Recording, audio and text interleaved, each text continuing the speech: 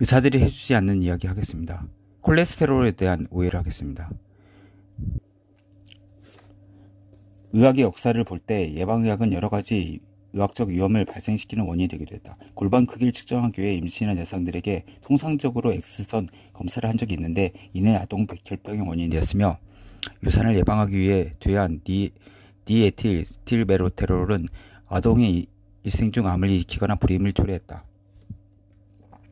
그와 같은 예방의학 문제점은 한 발 앞서 예방하려는 그 질병보다 오히려 더 심한 질병을 일으킨다는 것이다. 그러니까 어떻게 보면 고혈압이나 콜레스테롤, 당뇨약이 좀 그렇게 할 수도 있는 거죠.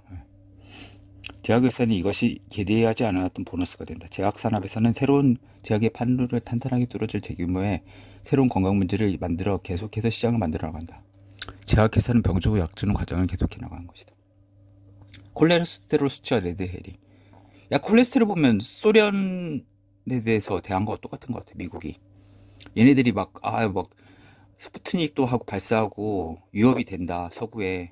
그래서 우리도 군사무기 개발하고 핵무기도 막 대륙간 탄도미사일 막 해가지고 우주전쟁까지 해야 된다. 약간 이런 과민 반응 있잖아요. 그래가지고 어떻게 보면 그 국고를 이쪽으로 다 돌리게 하는 그런 군산복합체 이런 인간들이랑 좀 비슷한 작용을 하는 것 같습니다.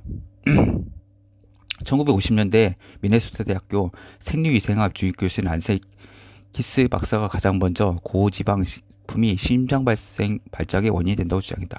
키스 박사는 6개국에서 지방 섭취 총량과 치명적인 심장 질환 관련성 보여주는 통계 수치를 제시했다.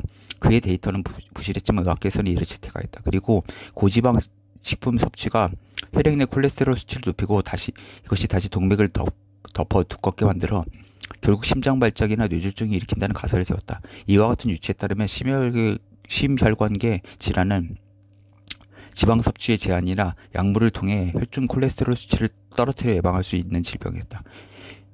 한 가지 가설을 바탕으로 제약산업은 혈액 내 콜레스테롤 수치를 검사하고 이를 낮추는 약물을 생산하고 식품산업은 저지방 식품을 가공하는 사업에 전력 지출하겠다.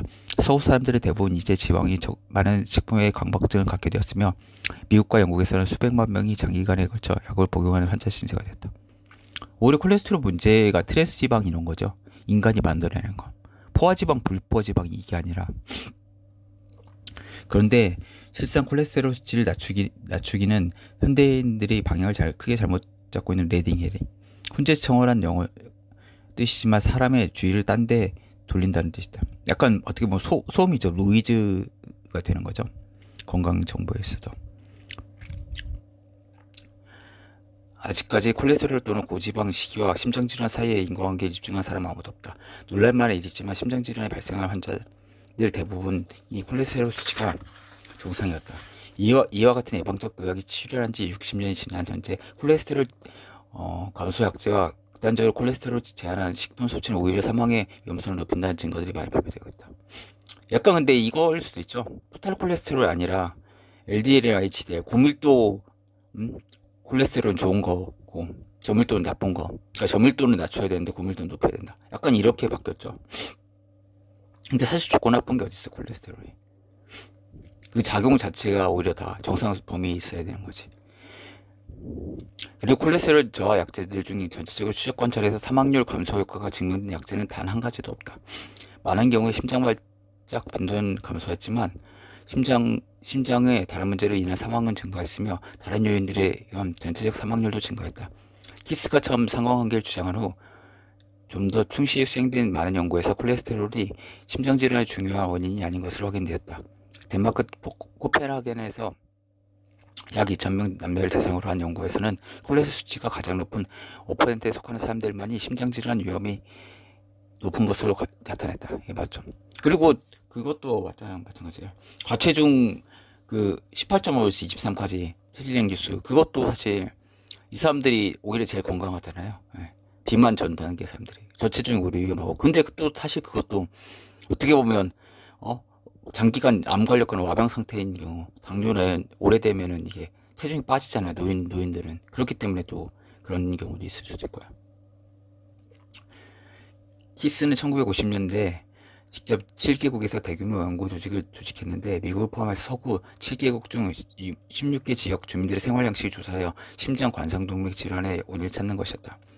그러나 25년에 걸쳐 수집된 그들의 데이터를 분석한 학자들은 콜레스테롤 흡연, 고혈압, 그리고 전반적인 식생활 등을 포함하는 여러 가지 요인들이 복합적으로 위험이 작용한다고 결론 내릴 수밖에 없었다. 이게 맞죠? 서로 인과관계가 되고, 그러니까 뭐가 제일 큰 주된 원인인지 모르는 거죠. 여러 국가들 사이에 심장질환 발생률 차이가 크게 나타난 것은 식습관의 중요성을 시사하는 것이었다. 하지만 지방 섭취와 심장 발작 사이에 단순한 상관관계가 있다는 증거는 발견되지 않았다. 요즘에 그러니까 저탄고지가 유행하잖아요.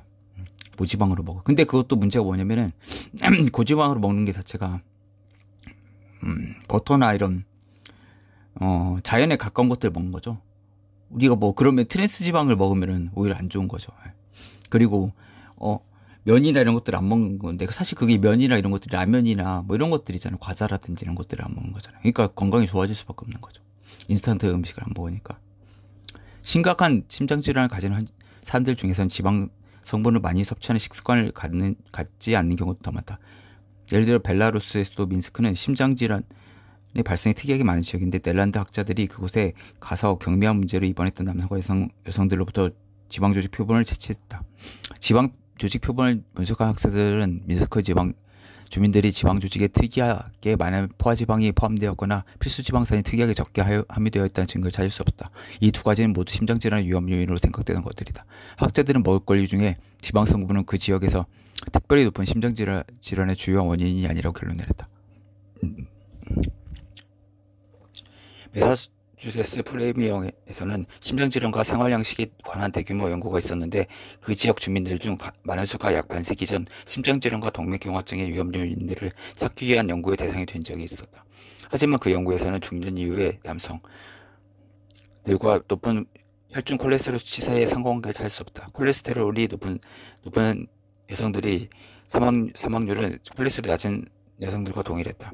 콜레스테롤이 높은 주민들은 낮은 주민들보다 더 많이 사망했지만 심장질환만이 아니라 여러 가지 원인들에 의한 사망했다. 유일하게 30대 초반에서 60대까지의 남성들에게서만 총 콜레스테롤 수치와 심장발작 위험 사이의 관련성이 확인되었다.